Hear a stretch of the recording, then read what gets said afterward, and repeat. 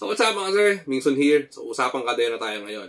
Pag-usapan natin kung paano natin malalaman kung kailangan na ba natin linisin o palitan ang ating kadena para maiwasan natin yung disgrasya. Ang kadena ay isa sa pinaka mabilis ang wear and tear dahil lagi ito nagro-rotate. Dahil lagi itong gumagalaw sa tuwing ginagamit mo yung iyong motorsiklo. Lahat ng sasabihin ko ay nagmamatter kung gaano kayo kadalas at kainam maglinis at mag-alaga ng iyong kadena. So una, kapag ginagamit natin ang ating motorsiklo, natural lang na dumudumi ito at nagkakaroon to ng mga buhangin o debris na kumakapit doon sa ating kadena dahil sa lubrication na nakalagay dito. Normal lang yan. Kung konti lang naman yung dumi doon sa inyong kadena, pwede nyo pa naman gamitin to. Pero pagka sobrang kapal na, magdalawang isip na kayo. Baka kasi kasing kapal na ng mukha ng kapitbahay nyo yan na laging nakikiconnect sa wifi nyo. Pangalawa, mostly ang mga kadena ay gawa sa bakal. So ang bakal, kapag natutuyuan ng tubig, kinakalawang. Parang ikaw, kapag alay ka na natutulog sa bahay nyo at nag-basketball ka, parang hindi ka na ako marunong maglaro ng basketball, di ba? Ang tawag doon, kinakalawang ka na. So paano ba nagkakaroon ng kalawang ang ating kadena? Mostly nangyayari ito kapag after natin linisin yung ating motorsiklo at kasama yung ating kadena. Yung tipong pagkatapos mo maglinis ng motor at ang iyong kadena, hahayaan mo na lang siyang matuyo doon. Pangatlo, ito yung tinatawag na chain flotation. Ano yung chain flotation? Ito yung kapag tinignan mo yung sprocket mo sa likod at hinila mo yung kadena mo papalayo doon sa sprocket, dapat wala ka makikitang butas doon. Ibig sabihin nun, laspag na yun. Ay, hindi. Pero tama yun. Laspag na yun. Dalawang klase lang ang meron yan.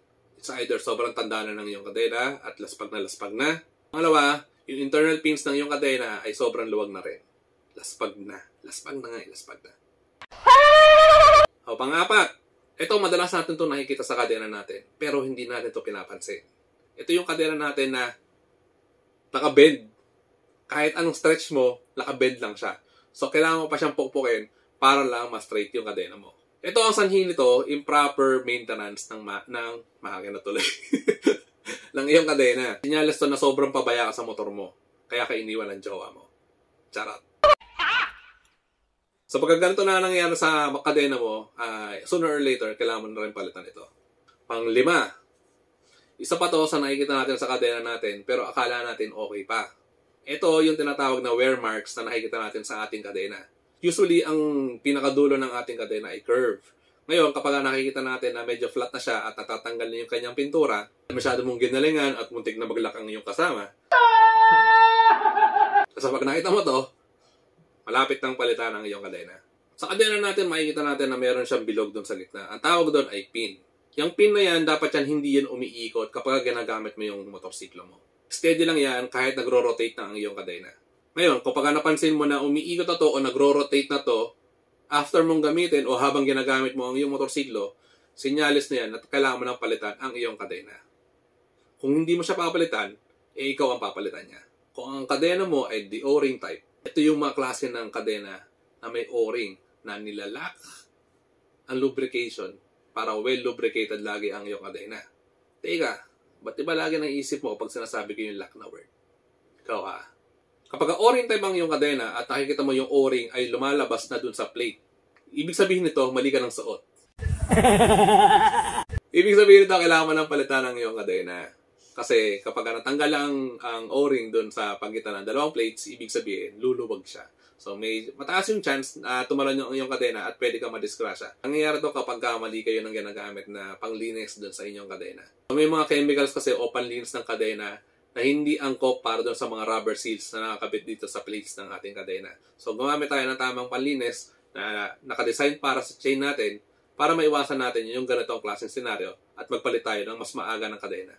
Hindi yung parang jawa mo na nilaspag mo tapos nagsawa ka na ipapalitan mo na. Hindi po siya ganun.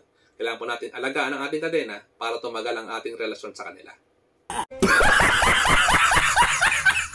Pangwalo. Ito, marami nakaka-relate dito. Ito yung senyales na pagka may crack o may lamat na ang inyong relasyon, naku, kailangan nyo ng palitan yan. So pag nakita nyo to, at nasa biyahe kayo, minto kayo, siyempre, paano mo makikita yun kung maandar ka, di ba? Then kapag nakita mo to sa kadena mo, marami na siyang crack or meron siyang cracks sa plate, sa rivets. Kung kaya pa tumakbo ng iyong motorsiklo, dali mo na kagad siya doon sa malapit na motorcycle shop at palitan mo na ang iyong kadena.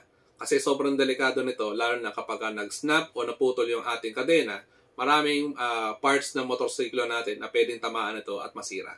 So, yun yung mga signs kung kailan linisin ang ating kadena, i-lubricate, at kung kailan natin dapat palitan. So, sana nakatulong sa inyo. Maraming salamat. Dito na. Yes, High roll.